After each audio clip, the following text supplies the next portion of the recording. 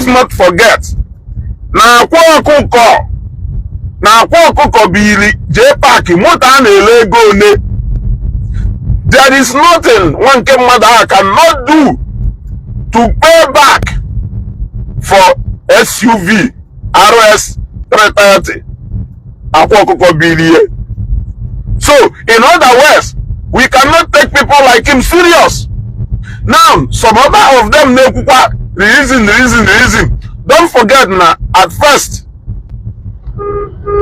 Don't forget that at first, Mba arrest Akwa. Na hanchani ne mwaputalo. Sige ejide the pastors. Now suppose ejide the pastors and not the dibia. This one. Na the pastors undohi. When I do have to say, I will know a pastor. KG4. Haya putane kusi easy no way for me. Ana majura juju. Ine kwa nyifunu fodu n'ime ha ndo menana. Ndo ogbo. Ndo chuaja. Ndo buokite. Eyobago ndo buokite. Oha unde recruit onwe ha. Ndo duka critical thinkers. Ndo duka J Park. Ndo duka I think na move from video ko IB melu. You see, all those people, they are only defending these native doctors by saying that na how people like Akwa Okuko have a menace to a sane society. A menace to a sane society. That now their activities not encourage people. How can they be saying that? That is deceit. How can they honestly be saying that in a farmer even the government just switch defa? Did you listen to the charges carried out against them? Did you listen to those charges? Soludo in native doctor campaign as what? I want to know what could be the interest of why Soludo Jijiwejidefa. Is it even Soludo Jifa? I am asking you. The law is taking it full course. Go back home, sit down and relax. If at the end of the day they are innocent, justice will prevail. You people should stop this nonsense on social media. Stop this nonsense for God's sake. You people should stop this nonsense. For somebody like J Park, who supported incarceration and detention of Ogechi, to come out to be lecturing the Anambra State government on what to do, going by the principle you know how to do best. For all the people who thought that the only apology, that what Ogechi needs is to apologize, so that the people who are holding her unjustly should release her, to come out here now to be telling Governor Soludo what to do, is the same principle applying to Akwa, not the same one that applied to Ogechi. If Ogechi can seek bail through the court, let Akwa seek bail through the court. Very simple. Yeah? You people should stop. You people should stop making this noise when they're making on Facebook. Yeah? They patronize her for their services, and they are living extravagant life, flying money up, left, right, and center, encouraging our youth that name will easy way to success, telling our people that by me easy kwasite noko na ndị huru ni ego. Ụmụazị anyị niile nwe ozo na-ekwe eje boy. Ụmụazị anyị niile nwe ozo na-ekwe amụ ọrụ. Ụmụazị anyị niile nwe ozo na-ekwe eje school. Ha ncha niile na-emezi nke nọ na 17 years ọ na-suffer depression because no for na okay BTC na agba GLE. Una have wrong in what these people are doing. You did not see that. Now their activities need you as in enjoy. Every man on the image don't enter. Buy auto, afford one and on. Meaning not the Every man on the image they know on your hey sister Yakwa, afford one and not the every man a lot of arrow and they make in our society. The Angelina trace is down to activities of Ndomadibia. Do you honestly think that Lily the Afo Obalamado need to have with? Don't you know that they can be held in connection to so many other crimes apart from informing Mado? Yeah? Do you think that Governor Soludo is just a chaff that normally phone him? Is that what you honestly think? That a professor like Governor Charles Soludo, though ignorant of what he's doing, government has done their investigation, the matter has gone to court. Let the court determine if they are going to be free or not. What I don't like on Facebook here is people living the life of hypocrites.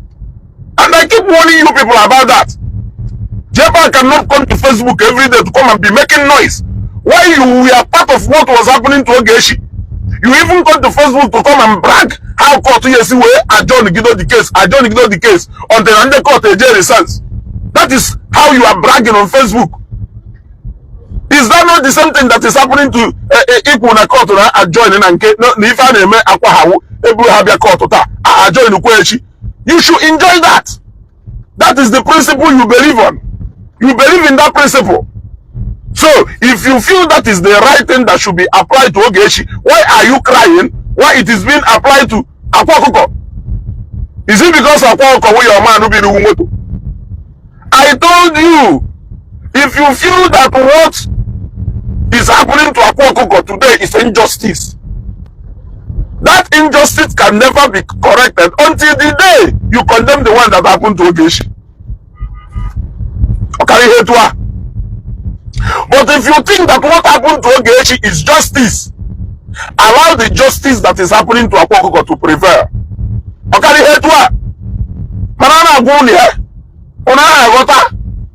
what is good for the goose is good for the gander. You can't come out making hell of noise on Facebook. For over how many months? Never they may we put a court. But you were there celebrating. No Ogechi are not in detention for 10 years. That she will rot in jail. That she will rot in jail. You know, celebrate here. You are coming on Facebook to come and call Governor Charles Soludo. Yeah? What Governor Charles Soludo? I am well peace in our region. I don't know about your town. I know about Newi. The rate and manner is here condemn Madonna Newi before Ndudo Gashibidolo. They may not be perfect. After all, my PA, I will not a victim of Abraham here. But I will not tell you that now the so that they are not meeting up to that. Even America today is not 100% free from crime. Even China, even Germany is not 100% free from crime. I can zo here back. I can but at least it has been controlled to a bare minimum. Yes, when you rate it in percentage, if you had the rate OCMA before, nobody's rate OCMA now, and it is okay. Kadema, these guys acting as if there is no government in place. When it comes to that, Governor Soludo has tried. At least even a new winner, they will sanity. People they move to go about at night. Or how was in Kibulo came to put on the hero? No matter any Kagurume. Ona ha kwebesi so onye ole bukusi moto. Ifuzi onye ole buko today machine master nilo. So onye gwalu na ife Soludo melu no control at least e control Anambra state to a bare minimum. Go onye na na ato uga. Soludo jide ki iji. Do not allow them.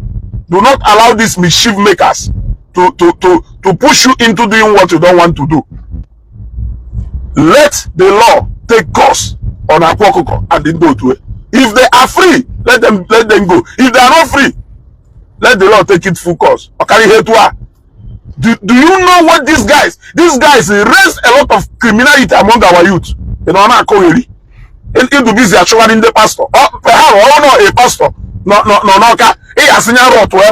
According to critical thinkers, every day they post to rubbish. Every day they post to rubbish na page. Pastor Jugo say onka, Pastor Jigare say onka, Pastor Jigare. Biaka all them will only need me do connected to a tonto. Biaka ojele ebo nyotolo. Maka ngu police. Ngu police na alo di olo. Unu ni decide you can follow the rule of law. But in the case of Ogechi, it should be suspended. Ogechi should be detained in eternity. You don't care. To the point that JPAC can come to Facebook to come and talk rubbish. But you have the shame and face to come to Facebook to come and appeal to Governor Charles Soludo about Akwa Okuko, your friend, for giving you a car. Eh? Why must you always allow your belly to control you? Why must you always allow your belly to control you? I want to go to the if you want it. My brother got a jam 1 month. Eh? Why must you always allow your belly to control you?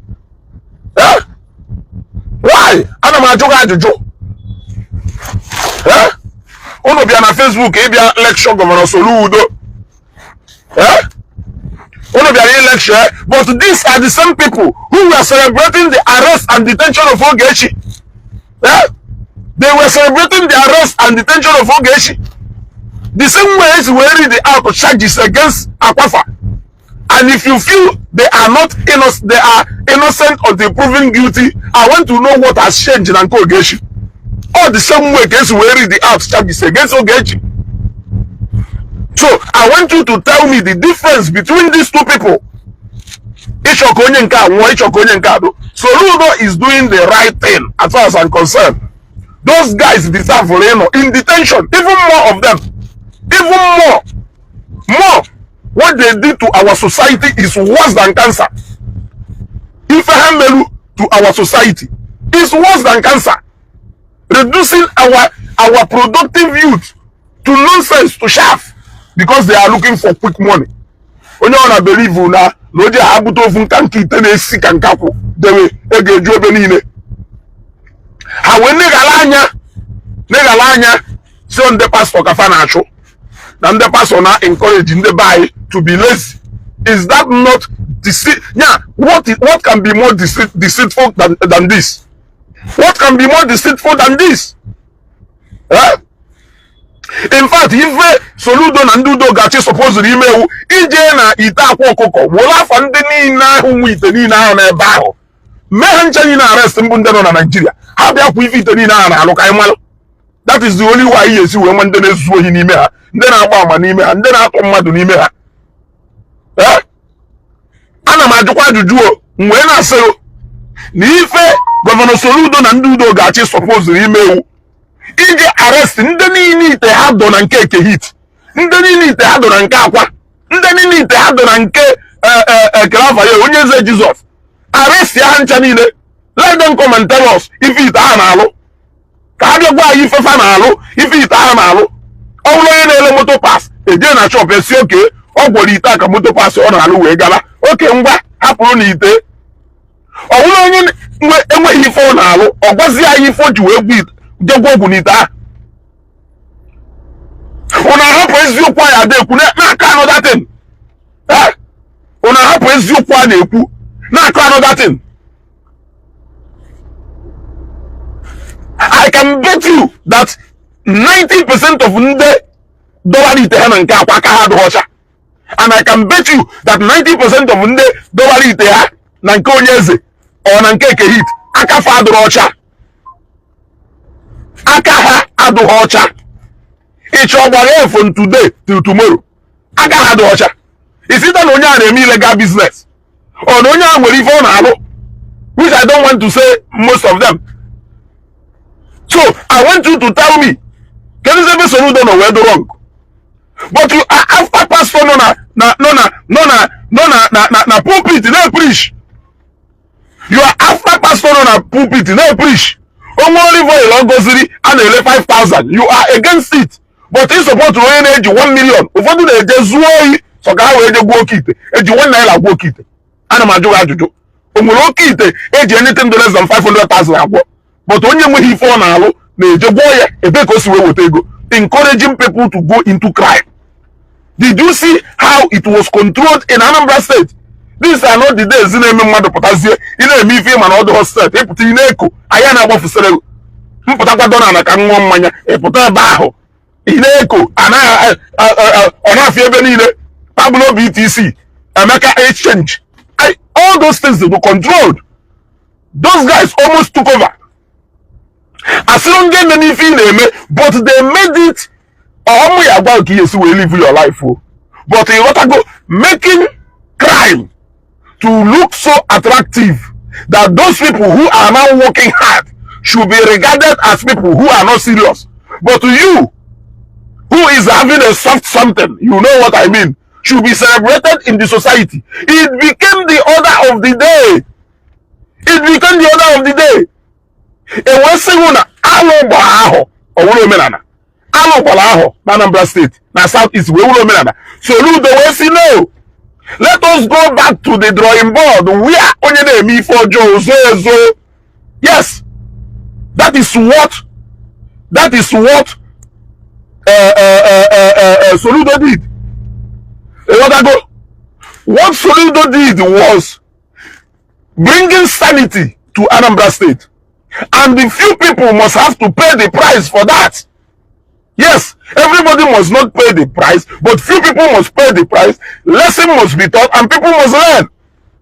That is exactly what he did. Yes, that is exactly what he did. He went a situation whereby onye na-eme for joy, onye na-atụ akwụkwọ, for instance, onye na-atụ akwụkwọ na-eme yahoo for instance, pụta ọ na-eze ezo were eme, because if ọ na-eme ọ dọrọ mma. We don't want the situation whereby you will have pride and arrogance. That is not what we want. It became the order of the day. Onye na-ezuzu ohi pụta, ọsị na ọ na-eme yahoo. Onye na-eje ebelu pasị ahụ mmadụ na-ele, ọsị na ọ na-eme yahoo. Ịghọtago? Ma ndị na-atụ ụmụazị na-ele, ọsị na ọ na-eme yahoo. Onye ọ na-emezi yahoo. Ịghọtago? Onye ọ na-emezi yahoo. Ma ndị na-atọ ntọ, ọ na-eme yahoo. If not, jee all those people na-atọ ntọ. Jee all those people na-atọ ntọ. Yeah? Because obenu so ni na-eje anata onye ọcha. I asị okay, na ebe ya anara anyị, na ife na-eme adọrọkwunu mma, mana nke a duzielu go na ụbọchị ndị ya achụwụchụrụ nweta go na ha ekwuruwe. Mana ife anyị aghọtaghịzi iwu apụtazie, a na-alụka anyị n'unu, weluzie na-eje anata ndị ọcha, wee na-eme cover up. It became the order of the day. So what Soludo did was ka ha hochata na ọka. Ịghọtago? Ka ha hochata from ọka. In a sane society, why you eji wee pụta like ka njụọ ga ajụjụ. Saifa n'ime onweru. Saifa n'ime onweru. Ife Akwa Okuko na-eme ọdụ mma. Ife Ekeyiti na-eme ọdụ mma. If Onyeze Jesus name, making money at the expense of our young youth, uselessing them. Oh, say how useless go to Anambra State waja. We will see I know there even next 15 years. Oh, say how useless go to Anambra State. I know there. I know there. When it comes to a point where a mother you don't do 100 or 200 million, no, you have halfway. Or only may reach a year guy is so about who's way put again. Oh, show us here, who's all you see way over up, or can a real guy. Can they at the halfway? Oblomonago. You want to go? Oblomonago. There was a time when they made Madunegu Wayo, Ezo Yezo. If they could go to Negu Wayo, it's an answer, Jet or Haka. Ebi na-ele cement, but no cement here. Where be say make ego. There was a time on eme mmadụ nwee ife ọ na-eme oje chọọ ife we make camouflage. It got to a point where people are spending money lavishly, very proud, without even doing anything. They wake up in the morning, they go and spend money, they come back in the night. It is not encouraging hard work. Onye na-alụ ọjọbọ, ịghọtago? Onye na-alụ ọjọbọ nwee shop ebe a na-ele cement. Ife onye na-ene ya anya na iro na-ene anya ahụ oke n'ụtụtụ ojekwa ebe ọ na-ele cement no na-ele cement ọmụozi ife ị na-alụ behind will sustain.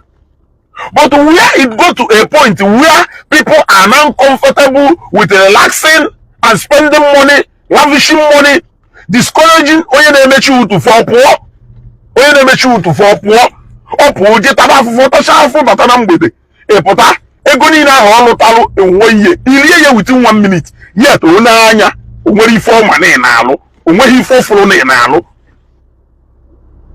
iji ma agwa na nwa dibịa na-agwọ ọgwụ a na ebe a na nwa dibịa na-agwọ ọgwụ a na ebe a onye n'ime ha ka ọ bụ pastọ na-ekpere ekpere but itinyere energy na advocate soro udo ya je arrest one the pastors while even the nwa dibịa na-eme do visible to the eyes you could see na ndị mmiri enwe okpo weje na mmiri ụbọchị a ka na-ekwuye jee nene ha ncha niile ewu ụmụazị nọ in fact if I know in their 14 15 16 17 22 25 30 32 35 I don't show no onye ruru 40 years n'ime fa jee nene those are young boys. Those are young boys. Are they useless? In only in Anya.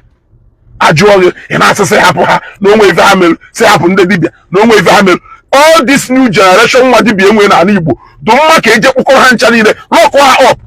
They also need, how can need reserve for Kenya Harry orientation, where you are in to the society. Because they have been lost as far as I'm concerned. Yaka somebody will brain. In this 21st century, Yapota say no na advocate for the reason. Haje na court to prove one adosha and they will come out. We don't mind. Let them go and prove that na adosha. One again you say I'm all sent. I have not said it either. But all these content creators, you people are causing a lot of trouble to Southeast. Different interest. Election look what Otacha bute imolokwo onye ịnarị ego ụna anụwa n'ogo na social media tebo nwunu and ngumwe all their fans na-eso ha ịchọghị kwailu onwe ugwu you don't want to have sense ịchọghị inwe ife ndị odoro anya na-afịa ka ha na-azụ ha nara ego they will mislead you ewo poppy yes ebe ashiri gị ije ekwuru mmadụ ewelu intelligence gụ mmadụ ewo brain gụ mmadụ a na-akpa ego na your ignorance. I said, I am not saying that gay many are good manner. All the very important name man if you in a madroma. Even if you in a madroma, only if someone wants to go to a madroma, I will not come out openly to come and do it with pride. Because by doing that, I am encouraging other people to follow suit. But in a zezo, will a maye, Mwezi do no kwa, and me for job, and a zo. These days, there is so much impunity to evil jaw. And those things in the Dibia, you so the I am on where I want you to be one Dibia. Oh, Labani, whip your work. Mawano Toto, whip your work. Mana since Aju Mezie, how was impunity in Geronia children or Toto, or not one or Toto, or a children every or not one every. I'm not even the mother they did, Meba. Omuruzunya we phone eje meba. If I'm a owner, okay, ne. I'm telling you the truth. You know, Omuruzunya we phone eje meba. If I'm a no man na ka me. Oh no we go no jeru. No jeri je chu nde chi aja. Oh no jeri je mefa. Ejeba na malu. Ejeba na mempo. Yeah? But I have told these guys. No chọrọ ikuziri ndị be anyị ime ọdịnala kuziri unu ha the real ọdịnala dunu bold enough pụta gwa ha na nkirịka ọgwụ ha na-eji agwọ were akpa alụ na nkirịka ọgwụ ha bụrụ nyawo ọdịnala be anyị unu anyị eme because na mana ngụnwa na-agwọkwa ọgwụ ahụ ịma na ị na-agwọ ọgwụ ọwụ na ị na-agwọ ọgwụ ọwụ na ite ya adọghọba akwa ọwụ na ụmụ ha ọgwụ akwa gwọọlụgwu to cut corners. You can't come out openly on Facebook. They defend the nonsense. You can't do that. Even they defend the nonsense. You are advocating for the use of Akwa. The general destiny of Umukorobia Bayi. In the next 10-15 years to come, I am no way. Again.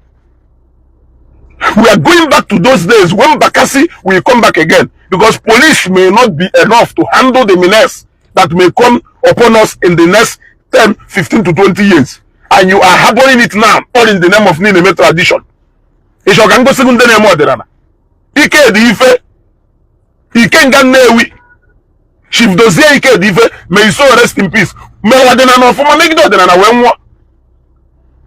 Do you want me to mention so many people who name Odinana? Ilweba, if you can say more than an Igbo. Ilweba, if you can say more than Anna. Odinana is not any of this nonsense unnemena. Yes. It is not any of these things unnemena. But these guys actually that they allow you people to be going gradually, ignorantly. You are advocating for Akwa Nemo Dinana. Anamajo Adojo. Akwa Nemo Dinana. Nda buten kriko gumamo hebe hamo origin of ogwa. Jibunata obu wuri na nisi, wuri na wisi obu. Wuri na useless so mas buy. Wuri na no mas buy ni. Wuri na no mas buy ni. Ade ku aricha. Mmada apota. Sego easy no way for mel. No, the innocent. Oh no, we live ejimake government ji si kwuo. What more ka ị chọrọ ịnụ? Ana m ajụ ajụjụ. What more ka ị chọrọ ịnụ? Agwọ unu kọtụ akpịrị ogologo na-ajụ. Unu ebula akpịrị ogologo ebe niile. Enye ha 100,000 ị na-ekwugheri. Mana ịpụta unu ya ada ekwu na ndị dụka anyị iwu ndị ala. Unu ya ada ekwu na ndị dụka anyị iwu ndị ala. Unu ama encourage ụmụazị. Nkedu 10 years ọ mara na ka esi eje agwọ ọgwụ. Nkedu 5 years ọ mara na ka esi eje agwọ ọgwụ. Maka na na-achụ ego. Ekwuzie na-eji akwa ọkụkọ. Ọ na-apụta n'akọ esiririzie na onwe ife omelu. Na onwe ife omelu. Epụta ọkịrịkịrị ụmụazị na ndị mmiri enwere okpo wege mmiri. Jee nene ha. Kịrịkịrị ụmụazị nwebụ ife ama. A na-awụ usi ụmụazị na-anakọsị ha ego. Ọ bụla ohi. Ngwanụ. Ite niile adọ na nke akwa. Jee kpụta ndị nwe ka ife ego na ha nwegoro. Ite niile ahụ dọ na nke akwa. Ite niile adọ na nke Onyeze. Ite niile adọ na nke Ekehit. Ite niile ahụ dọ na nke Ekelafe. Wayo ka ha na-egwu ụmụazị be anyị. I'm telling you what I know of. Wayo ka ha na-egwu ụmụazị be anyị. Wayo anya ọcha. Ignorantly ha wekọrọ ego jere enye ha innocently. A na-ekwuye ọdụ ka ya asị. Ewere ejere ego G-Guard. Were ejere ego eva. Were echekọrọ ndị amị na-akpagharị. Oge ọnwụ na-apụta. A na-efe ego. What is money? Ego ebutere ụmụazị na wayo. Nke nwe ka o si wee tụwa ọrụ lọkụ shine on him. Onye ọcha nye ya ego agụ onye nke ahụ na Okeke na Nando biri ike. Okeke na Nando a ọ narị ebi ihe ike. Ndị na-atụ akwụkwọ nọ na nleka wee ka nkụ. Emekọghị na ndị nọ na nleka ka nkụ. Emekọghị na ndị nwere osi ego ka nkụ. Mana atụfu enwe okwu ego ha ka na-ejekwa achụ aja. Ha ka na-ejekwa eme ife niile ha na-eme. Common sense wee enye ife. Ọgwụ ị na-agwọ iwe tụọ akwụkwọ is to cut corners. Ịghọtago? Is to cut corners. Ọ ka ọ ya wụ ịgbahụ onye ọcha ego. Onye ọcha were ego nye. So ijekwa gwọ ọgwụ niile agwọcha ọgwụ niile a. Ị na-achọkwa sọ fọmat ya ada enye onye ọcha ka onye ọcha wee kwụ ụgwọ. Ịgwọrọ ọgwụ a agwọcha ọgwụ ahụ isi onye ọcha pay ọkwụ ụgwọ ozugbo. Ichebughie ịgwọrọ ọgwụ a agwọcha ọgwụ ahụ isi onye ọcha pay money ọkwụ ụgwọ ozugbo. Ọ ife supposed ide eme. Mana ijekwa ọgwụ niile agwọchakwa ọgwụ niile use format and update niile dụkwa at your disposal. Ike ka after how long if ofu client kwụrụ ụgwọ ofu client ahụ kwụrụ ụgwọ ikpuru efi je gbuo efi si na ọgwụ eze nwaanyị Okonkwo na-alụ ọrụ. Ọgwụ a ha na-agwọ na-alụ ọrụ onwe Yahoo boy ya dụ broke. Onwe Yahoo boy ya dụ broke.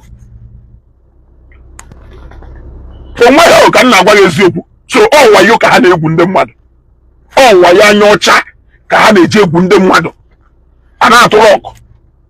Onye ọtọ ịtara onwe onye ọcha kwụrụ ụgwọ agụọ na ọgwụ onye awụ ọkụọ.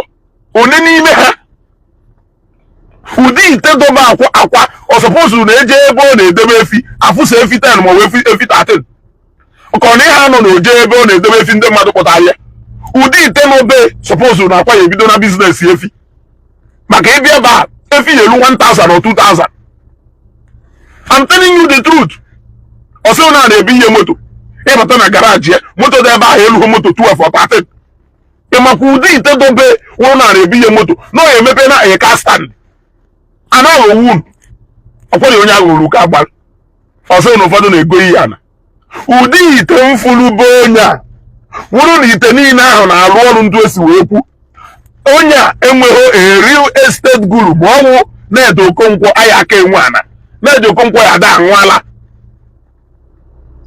Unu emezina ife eji ezu ife ọjọọ ezo. Ma nke na-eme ma nke na-eme. Because onye do perfect. I don't perfect and they do perfect. Man ife eji ezu ife ọjọọ ezo. For example, I will not like my younger brother to come closer around the Benemifa because I told him more money if I had Roma. So, my like can Obiado involved there. Come in when we can decide there or one way you pay the price. In other words, if I never had one worthy of emulation. Mana, the disadvantage of ime alo or woman and a owner. Only Yabazia Muria, only feel that this is the way. The aim is to make people to understand that this is not the way. This is not the way. You know that go? For example, man yeje na agwa nwa to woga. Yeje na agwa nwa na to woga. Iye kwe ka nwa malo na to woga. Because na ya like ko ma na to woga is the way. Because na to woga adoro mma and them man odoro mma upon name atoga. If you a man or do mauna, mother to all okay, ya like here. So him and it all gadroma. A what given label. Among the content creators saying when I need data. Only protect interest here. Now more with interest here. Only me, you should know me for a yamana. You should know my phone name. Yamana nanya clear. No me phone name. And they mislead you. Or what you look at they mislead. You are appealing to Akwa, to governor, to remove equally engage your geshi. Give me V name. Came on a detention age the Akwa. Not wrong. Did you say it in Bojo Gechi? Equal as far as all work geshi, all the right. That is why you will do consistent in the way you pass your message in a Facebook. Yeah. Be consistent. Yes. Let there be few places where you have reservations for taking a particular decision. But let people know you for this. Don't wake up in the morning, you jump to this. You wake up in the afternoon, you jump to this.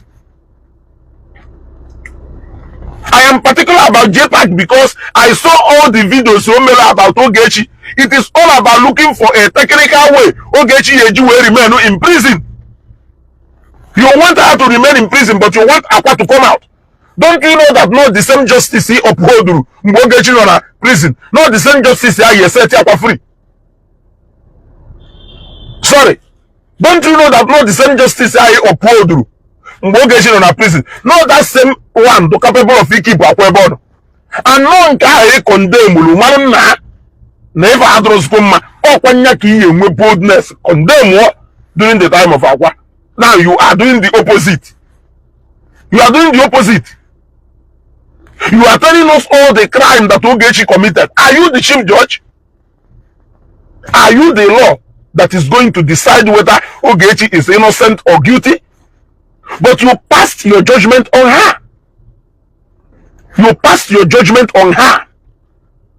Now when it bothers in and Akwa Okuko, in our chosen why Nasoludo won't know any tangible reason which then that you should allow them to go. Now Abia called to that, a Bugaria, Abia called to Ishi, a Bugaria. But that was exactly what you wish for Ogechi. On what ground do Kizia Potaziketa Abia Kega seek for justice here? I am asking you. You don't have that moral standing. Yes. You don't have any moral standing to come and speak on that matter. You don't, my friend. You don't. One doesn't name if you name on Facebook. Not the man name you no ground on a ignorant now. will out of their ignorance now. You did not condemn it yet. But today, because of Akwa Okuko ego, because Akwa Okuko be awarding throw ego around, because na Akwa Okuko client in the age agwogu that nanke, because ni nwere share in a because na currently na abata na compound na nwere legacy of Akwa Okuko park in a compound. You think you can deceive all of us? You can fool some people sometimes, but you cannot fool all the people all the time. You people cannot always put us in your pocket. That side. Ndo yes member, esunu tiro yes nsunu na akagari. Ndo yes member, etiro yes sunu na akagari. Nde nwe iki iche on their own. Ola shola tateta onya wiru na left. Ola shola chiteta onya wiru na right. This is the same soludo they fought about when after they went to Oka. Even as some of them, the content creators is the more conscious. They are only interested maybe go bahaba. No matter how damaged they are, they don't care. As long as they go bahaba, how they can easily manipulate you, being their fans, because you are following them blindly. And don't go follow them. It will be because of me hate rogechi. So no matter nani odurune dupaye be anani. Hala chola teta hagwanka. Echiri ne hala chola teta hagwan also. If I had interested now, we are online to make money. You may make ego at the expense of other people. You'll be making money at the expense of other people. Yeah.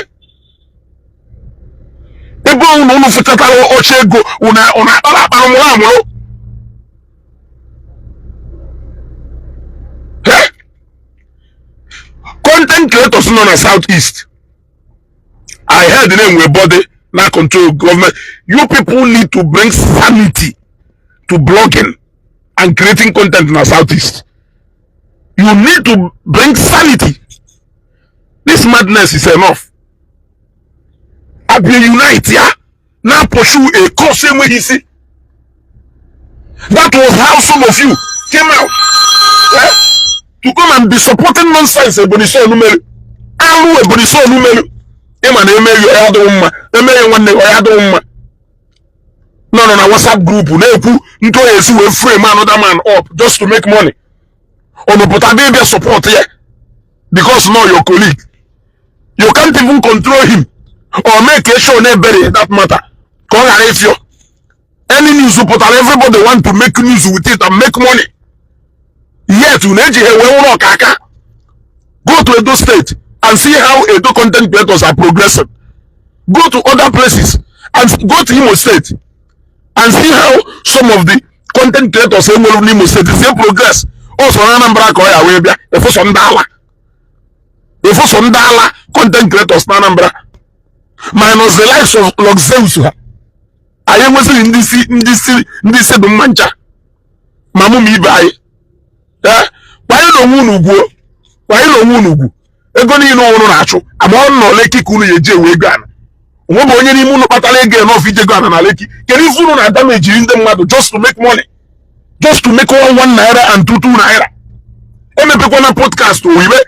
Keriva na mepe podcast ya. Ka bia ba na roast ndem madu. Ka bia ba na kokosi madu ni be isi ono.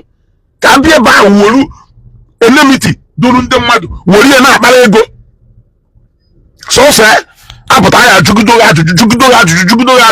until they commit your way with another person. Amana achieve ge or trend mazie onye on a broadcast we.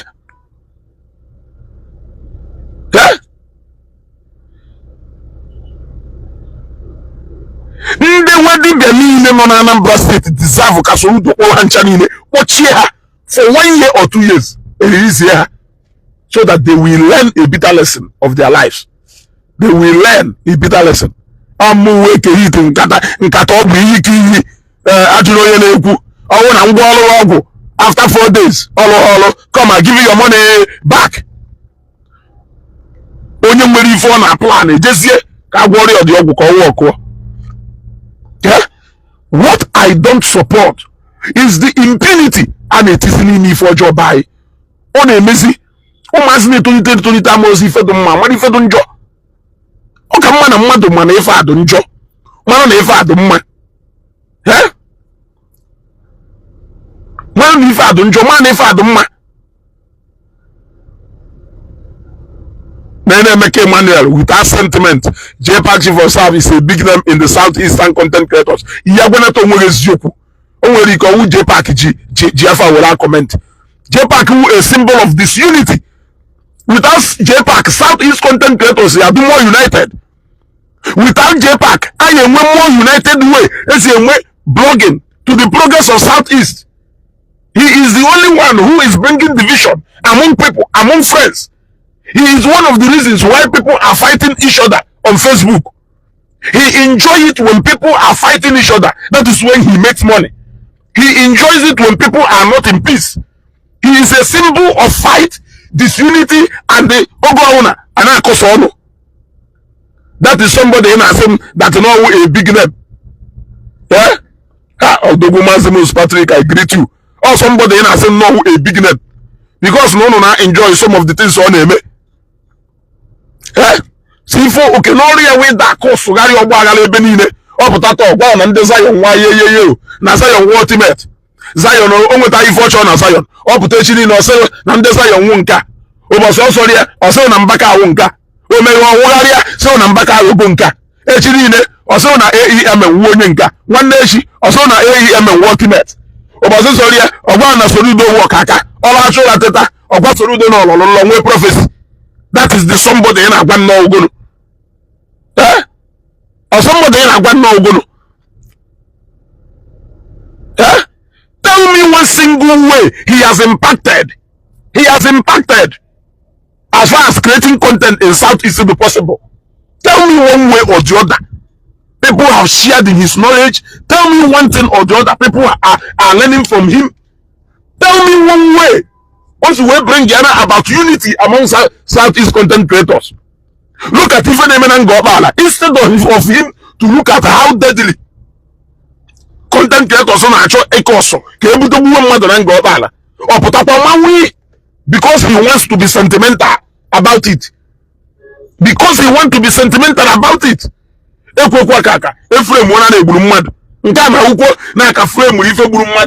Against Ntonya against one let to Ongonya. Imagine Koya Aduzi, that is the danger of what Southeast content creators are doing. And when we are out preaching against those things, Asana who paid me? If somebody paid me, who is paying them? It's a question. If somebody is paying me, who is paying them? They want to trade on controversy. When there is none, they create one. The only reason why they are crucifying us today is because we want them to stop creating content with Zion. We want them to stop creating content with the issue of religion, because they are playing on Ogun is going to capable of a wipe in the mud. If we have ban on Ogun religion, if we ban on Ogun religion,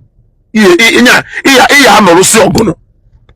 Emana Ojioso Abapulogo Amono Gubong Ojioso Abapulogo Amono Gubong all Mumuna in a joker Murikino na Dubai, Saudi Arabia, ebe more than 80 to 90%, 95% without any wahala. Mataya see from nowhere. Blue division among Gumunai. Before Matthias came up with this nonsense going back to their root, are we not living in peace? Are we not living in peace? I am asking you a question. We are living in peace. He is the one who created that concept of disunity just to make money from you, because he can't make money from me. Awulona Oka Riemuta. And I know that's the best for me. Yes, they are genuinely the only people who who will want you to succeed. Genuinely, they are the people who will want you to succeed. But Matthias' idea of taking you back to the root is programmed to bring in division, so that when there are division, he will be thriving in that controversy that will make you to iberiberisi will go in a pocket for nothing, with pride. With pride.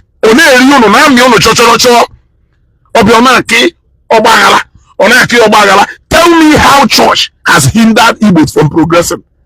It will be a program I am going to treat today. Tell me how church has hindered Igbo from progressing. Tell me one single thing. Offer onye okada na agba okada. No ebe offer onye okada na agba onye okada na Chineke aye ebi ihe ego. Onye okada ogwara na Chineke ye ebi ihe ego. Ogwara no Chineke na ifo je joka ka Chineke bi ego. We je buru okada na agba. Okada awo no okada no na anya higher purchase. Onye cha ye uwere ego je ma account. Wolu nke fori ya n'aka na azu ụmụ ya. Onye okada ahụ ifuru ebe ahụ nwere ike onwuru nwere ofu nwa nọ na university ọ na-asụsi nwa ike nwa epụta nwa alụ ọrụ nwa ekpata ego nwa ego ihe moto. We have been living that way. Everybody must not be equal. We have accepted our inequalities. We are worshiping our God, praying to our God. Mmadụ nọkata bụ division bute from nowhere tụkwasị n'ebe anyị nọ. How has Christianity divided us in our family? All na pastor Bulamuma say no one them pal na emeu. On na dibia agbabo hafa, gba no one them na emeu. Ana ma jowa ajuju. All na pastor Bulamuma we gba no one them na emeu. On na dibia agbabo hafa, gba no chairman woman na emeu. Ana ma jowa ajuju. So can you tell me what is happening that is so exceptional that no Christianity is no how we program? With Christianity we have succeeded. With Christianity, there are still people who are struggling to survive. So tell me what has happened. Even the time, then Nana ya de Momenana, Neje Bualuse, Nebelaluse, Ulalus Nekike, Onwelunde Kerike Mbao, when they do week, when they batalego, when that batalego, when they will when they will. So can you tell me what is happening right now that is so different? That Matthias has to come out. No, they are liberating our people. Liberate our people from what exactly? From the shackles of Ndosha that he is feeding from that dustbin. Or they are liberating the body from bondage of Ndosha, but he is feeding from dustbin Ndosha. The same Ndosha he na be liberating the body from their bondage. One ya chamu to two phone at dustbin. He just go ye buri ye bunata eba. No na Facebook na buy never chala. It doesn't occur to you that never Umutunda used more than 70 years ago. That is what you are feeding on. And yet, those are the people you are trying to intellectually do competition with. Is that your business not enough to show you that these people are operating at another level? Don't even start to tell me about your ancestors. I'm talking about you. You are feeding from that dustbin. Hanya chamoto tu fuwe that dustbin. Ijeburu. Yeah? Ijebulu ye buna tara ye bai. Nde mmadụ abịa na-egolu na-ekwu na nke akwụkwọ palapala. Yeah? Nde mmadụ anyị enwe sense. Nde mmadụ anyị enwe sense. Sometimes when I look at that young man, I see ana m afụ bulu eke. In fact, only a follower and the listener of Matthias. If he wo eji ubulu we gwaja. Atorum Kerimu Hopa 2. Atorum Kerimu, for you sitting down and allow Ofekedo Kamataya same informer. Obera who go corner baro. Kerifo na barifa. Na wonyo charge isi women ka. Wonyo man ije befa. Ije bro spin. Amelebe bata here. They bata here. Real estate business and the real estate developing business, you borrowed it in a meta. Real estate business. I encourage you.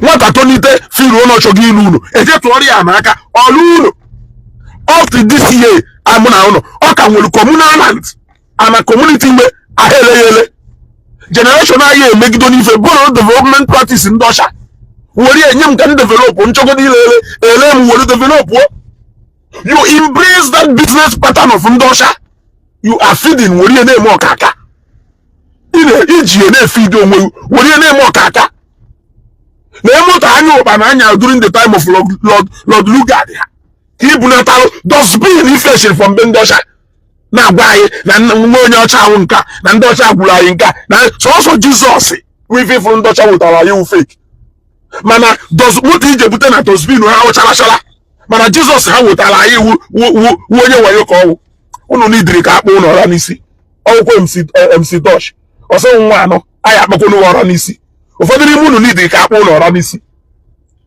Matthias wee si etu a wee divide ndị be anyị go and check Facebook 3 years ago.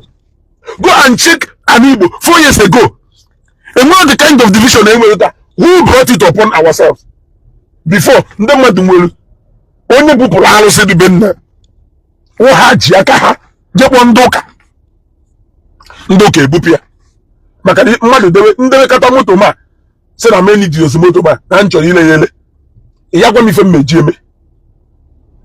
mmeji eme a legacy awụ ndị toto edewere ibe fa. That is why na unu nna ụlụlụ ikutu ga ruo nke ọfụ even nke ahụ ụlụlụ ụmụ nwoke ya kutue ruo nke fa.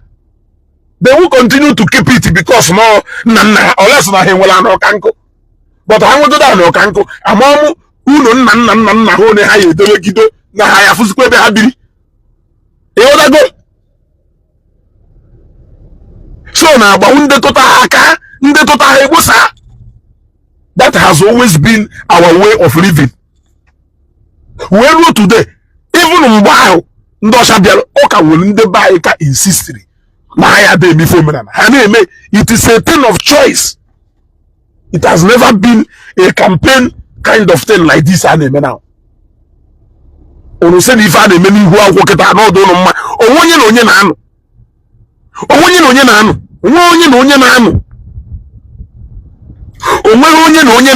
before. Nobody is fighting each other except normal things supposed to read them can make kwaketa except no in a bad way now. But I'm coming back again. Can we let me know if you can lie but I said you will be the campaigner and for somebody who even gain people's attention through church. May God bless you for giving money. How can you the foundation of Igbo of themselves charity foundation? Was it not made in the name of Jesus Christ? That was what gave you the platform. You don't have any CC. You don't have any CC. Is it because we don't want to use that part to we just want people to understand us? We don't want to go into this kind of campaign. We don't want to go into that thing. If not, Asrena, we will only have a name when I wear mama. And I was Makari, I'm going to say you wait. Or I pretend I say na the number of people who know few years ago. Eh? They were capital oil and gas. They but I go number. Man, the form Ribo Charity Foundation to collect go laptop. 2K go Android phone. 2K go Google office. Number. Maybe you women office Igbo of themselves. Man, they capital oil and gas. And then deceive Garion. Many will go capital oil. What the need for hardship? I took a go couple of the Naka, Wager India, or Naka India. That was how you went all the way India. It was Jesus Christ and the ministry of Jesus Christ through Omenana, through Igbo of themselves. When you go to India, where you went there now and you begin to go spoma, the rest is history. But they put out there now, well, I won't. Well, intelligent of Fofodu Munna in the Robodo. Is that not a campaign strategy? A publicity and advert strategy? What is Yana? Only the nation there you go. In a go because in a go Naka Matthias when you do. This is well known. Of course, to have been motor and nwoke ahụ na-ele na mkpọ business partnership nye na mmadụ na America. Anyị maọbụ ife niile ahụ ịchọkwa ya gwa ka o si do echetara m ụbọchị ngwa ụlọ etu o si eje negotiate ya na ọ na-ele ụfọdụ si niile eru ya anya ọkụ. You think na all of us ahịla ana? Do you think na all of us adịla ana? Iche na all of us adịla ana ka mgbe ọlụ otu onye na Facebook a sigoturu m igwe a na ego one ndị ala a na-aghọ wu. I would rather you patronize me with eziokwu. Patronize ya with eziokwu. Iche akpọlụ ngafe onye nye na na-eme business ile moto ha ewori ya na-ebunata moto ọ na-elesi gullible people dokoro a na-elesi gullible people dokoro because no nweta na attention ọnụ ụmụ ewu asọ onye me na business mana ijisi gullibility of our people when they make money is what I am against. Iji gullibility of our people when they make money is what Munwa Wezu go to against. And I hope you get that point. That's I'm going to raise the ego from Igbo of the Z charity. No accountability. I've challenged him to give account. Let him give account. I don't mistake 10 million. They give you account. Then a comprehensive account of activities in Aga Igbo of themselves for 1 year. And I'll give him 10 million. He dare not. And they deceive Galion. Can even the person name will with ego. Okay.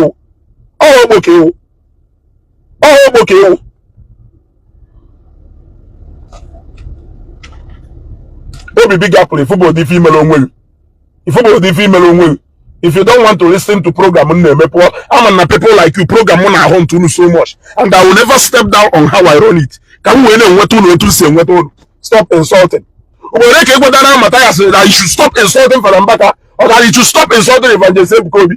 How many times have you told him to run his program and stop insulting people? When you hear the program about people criminals and deberima, how many times have you cautioned him? For misleading our people. Nigeria position we feed from those men ndosha. Who slave ndosha? They feed it from their crumbs. Need up on a table. Couldn't they feed? Yet on a Facebook every day. I went to buy a Tundosha. See where why man for the moon as a pantum wine daughter. For the moon as a pantum wine daughter. Even today, they can know who nobody you. But then I went then powerful about ya world gaga. Hustling on their own. In a how Ndosha, see where my will slave. Hello, because now some of them may have the opportunity of getting on a plane and flying out up outside. For the moon on a full obodo. Maximum respect to people who are hustling obodo, who they about to go and make ends meet, to come back to take care of their families, not people who they compare and contrast. One who as long as insult me, even this something he didn't remember. Matthias. If you cannot tell it to Matthias, don't dare tell me that here. I don't want to hear it. If you want to be civil, go to civil organization. Here it says to go Global TV's page. Even Jimon the Hammer will have with your punition. It's a by force. Hey, I'm on a page, you're on a page, and I will wound them mad. Let the civil in the buy, and I compare Ndosha with in the buy. Not Nigeria. Oh, when the package of Nigeria about, no Nigeria about, more Borganya. Now there's a holiday nobody you. Now there's a holiday nobody. Man, no nobody you want not powerful. No, not brag. No, not brag.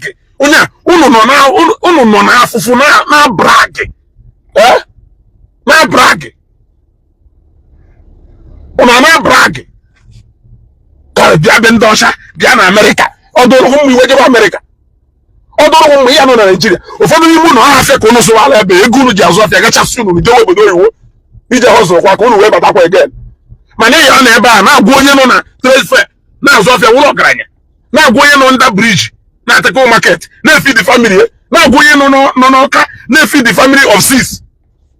We don't want to know, but they will not never come to America. Come to America. Come to UK. UK is this. UK is that.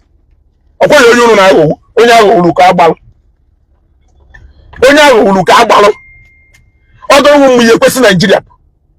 the kind of freedom here enjoy in obodo ihe kwesị Nigeria wepụ na ọdụrụ mma una na go usinde by every day Matthias say go to obodo oyiwo go to onye ọcha ndị ọcha ya nye moto Matthias na anya na ebuna talo na ebe ọ kwesịrị go to be ndị ọcha ka ije nube ndị ọcha o nwere onye nọ na America ọ na-akpọrọ ya ekwenya anya ụkpana ọ na-ebunata ebe a na-asụ nnọọ palapala no new one. Let us now start living by standard ndị ọcha. O nwere obodo oyiwo be ndị ọcha aka na anya ụdị 21st century first century motor ọ na-ebunata n'ụlọ ebe a. O nwere obodo oyiwo be ndị ọcha a na-anya standard of clinic ahụ ọlụrụ ka chemist ahụ ọlụrụ. O nwere be ndị ọcha enwere ike inye license for that thing to run. That thing is a packing shop. Kerube on a normal settings be ndị ọcha. Matthias why are not in prison today by trying to endanger the lives of people by building that in all on and person who know when God people on Facebook celebrate here say no EJ Bendosha by standard of Bendosha that ambulance or the feet to run on the road. These are things you ask yourself every day. Bia Bendosha every day. Bia Bendosha. Onye na ekwu vegetable ko Bendosha. Okwu India ka ojelu. Okwu munna no Bendosha. Ya dey deceive. Obi bigger play one time VV in a day long. Agwamun people like you people should not bring that coward behavior to my page. I don't tolerate it. I don't condemn it. I don't condone it at all. For somebody like you who is a lover of Matthias to dare come to my page to tell me to run my program without insulting anybody. Imagine the audacity. Imagine the level of page. Matthias the program na do full of insult and abuse. Mane ya dey again na say nwa Chineke ride on. Ngwari zi open a page me say be safe. Run your program so that people will understand.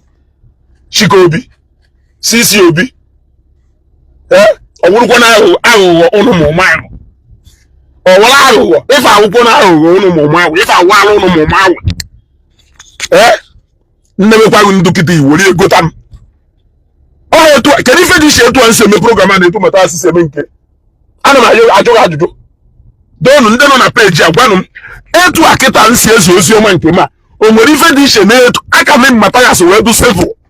So, you money to a history, a piano, where what thank Matthias in Neku. Sikoto, I will thank Neku. What I go? Yes, and I will not take it away, and I will not apologize for that. You insulted me by coming here to play with my intelligence. That is an insult on my own part. That is an insult on my own part. So if I tell you that I'm going to apologize or that I'm going to even say no, I did not insult you, man, I'm not ogre. I can't do that. I can't do that. The first day, Mmelu program. No one did threaten him.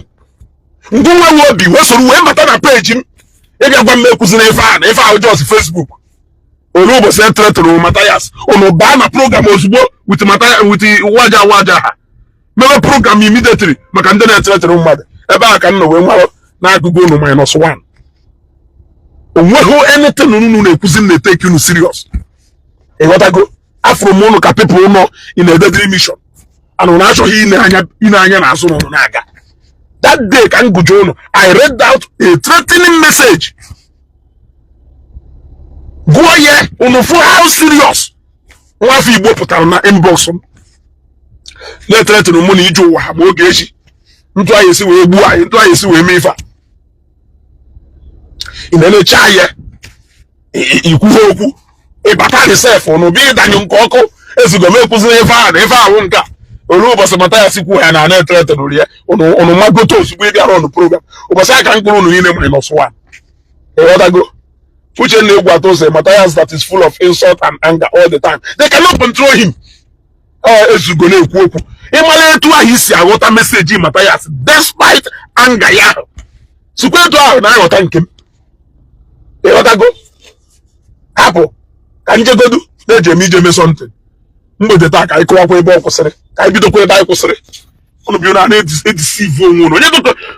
Onye do muru nkosu na ala. Onye nwoduru nkosu na ala. Onye do kono na awo. Onye chọ kono wo kono ya ago. What I go? Who is making enemies? And one time he make enemies now. In fact, can go use your obio. When you make Kim Wezugo as enemy, you are wasting time. You are wasting time, my dear. In one time, you make enemy. Even make enemy. Beside those your man lazy. In one time, on good time, they say, no, you are enemy, go your enemy. When I gonna win enemy for what? If they are not shop them, if they are not shaving, say making money. Even made you consider enemy. Because you need a cook consider, no cook consider. Or you can make you work enemy. And one time, make enemy. You want to go? Unless no only afubu one on one. You want to go? Unless no only oh no one they take care serious. You want to go? Every day they threaten, mother what it was come mother young, mother I would do and don't want sooner or later. It will come someday. Oh no, they train a group of hooligans. Eh? Una they train no hane de ha na encourage her. Na encourage her. Every day bia bendosha, bia bendosha, bia bendosha, bia bendosha, bia bendosha. Eh? Bunata na bendosha na Nigeria. Una ye bunata. No bia bendosha. Bunu ne bendosha. Eh? On a normal sense society bendosha. Mataya so ye any audacity of you advertise that rubbish show matanamoto. Send them a brand new one. Upon our say, Onya Kada no na she here from bendosha. No ye she here from na ye jenga. Mataya say advertise that rubbish yako. Rubbish yako. Oh develu say no new one. Oh advertise here bendosha. Oh ye jenga. What I ya pass any test. Roadworthiness bendosha. What I do roadworthy. E wash e road bendosha. Ana ma joga ajuju. What hospital are or to standard enough. E road bendosha. Ana ma joga ajuju. Opo ka je bendosha. Opo ka je bendosha. Owu bendosha ko fun onye okada. Where obstruct movement here. Or na police aye me arrest. Ana ma joga ajuju.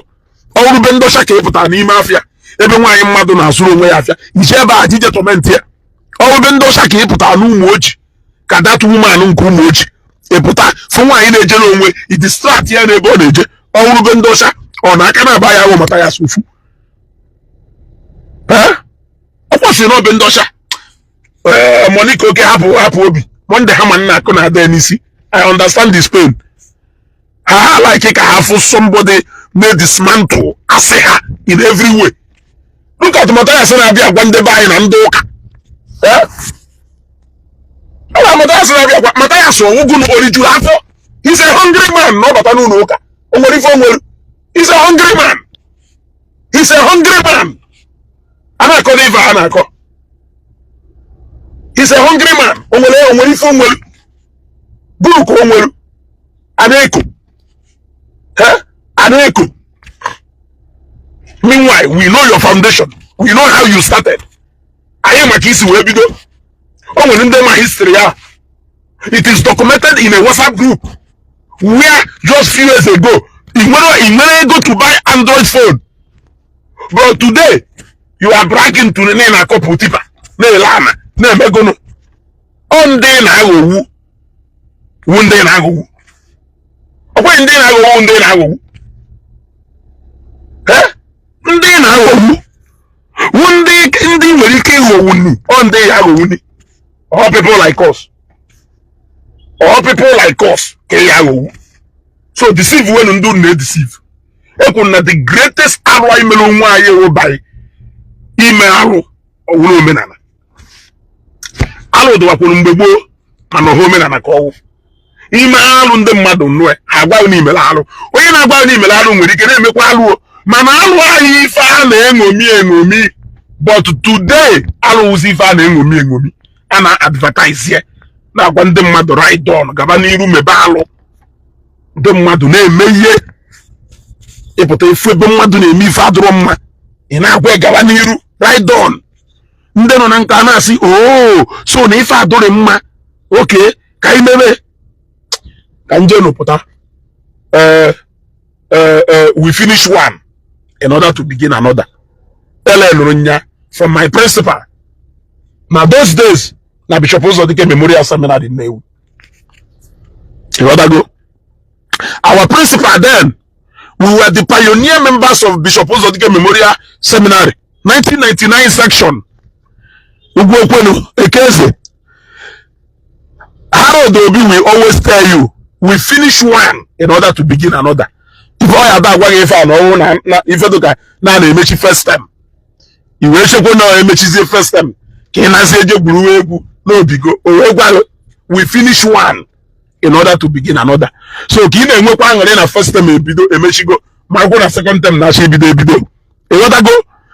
Obosim Takashon range. Wait for the powerful program I run today. I want to run a very powerful program. I need to share this video. Share this video. I still remain a Zugo. Dalon.